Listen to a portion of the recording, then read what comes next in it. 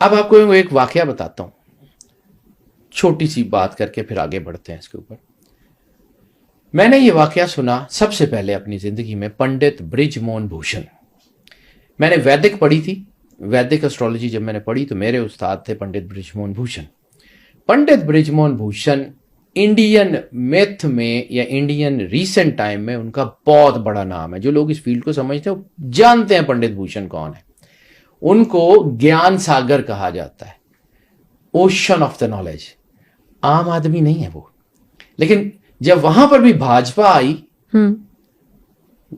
तो उन्होंने भी उनको जाया कर दिया। वो तौहीद परस्त हिंदुओं में से एक हिंदू है। ओके। वो सनातन धर्म जो है ना, जो इनका ओरिजिन है, सनातन धर्म के वो विद्यानी हैं, वो विद्वान है।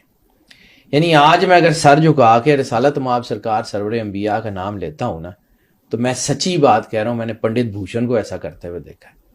वो हाथ जोड़ के, और जब मोहम्मद कहते, मोहम्मद साहब थे, लेकिन जब कहते थे तो ऐसे करके सर झुकाते थे। पहले वाकया मैंने उनसे सुना, फिर मैंने मदारिजुन नबूवत बाद में मुझे वो मिली, मेरे पास उसका कोई चौथा एडिशन पड़ा हुआ है मेरी लाइब्रेरी में। उसमें ये वाकया एज इट इज मौजूद है। अब उसकी निशानियों को आप खुद मैच करके देख लीजिएगा।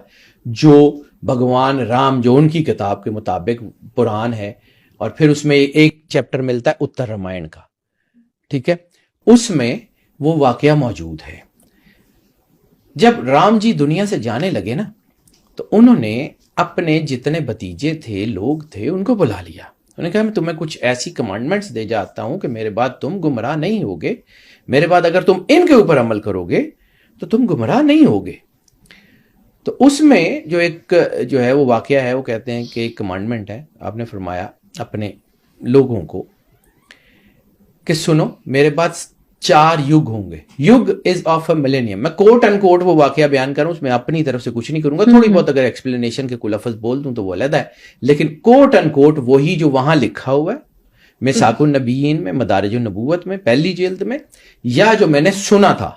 सही हो गया, ठीक है। मैंने दोनों रिवायतें इसलिए बयान कर दी हैं कि उन दोनों से मैंने सुनी थी। वो फरमाते हैं कि सुनो, मेरे बाद 4 युग होंगे, चौथा युग सतयुग होगा। युग is of a millennium, 1000 years, और चौथा युग सतयुग, मिलेनियम ऑफ द ट्रूथ। सत्य, सच को कहते हैं, ट्रूथ, एंड मिलेनियम, सतयुग होगा। सतयुग में एक देवता प्रकट होगा जो देव अति देव होगा। वो दुनिया के सबसे बड़े, मैं फिर कह रहा हूं कोट एंड कोट, दुनिया के सबसे बड़े काले पत्थर के मंदिर के पास खजूरों वाली जमीन में जाहिर होगा। इसको कर लें, रेजोनेट करते जाइएगा। उसका नाम महादेव महामद होगा। महादेव महामद, मोहम्मद और महामद का आप खुद रेजोनेट कर लीजिएगा। मैं इसको मैंने जो पढ़ा, जो मुझे समझ आती है, मेरे पास इसकी कुछ सनद नहीं है, लेकिन जो मुझे समझ आती है, जो मेरे अंदर की चीजें मुझे बताती हैं, जो आपने परसीव किया, ठीक है।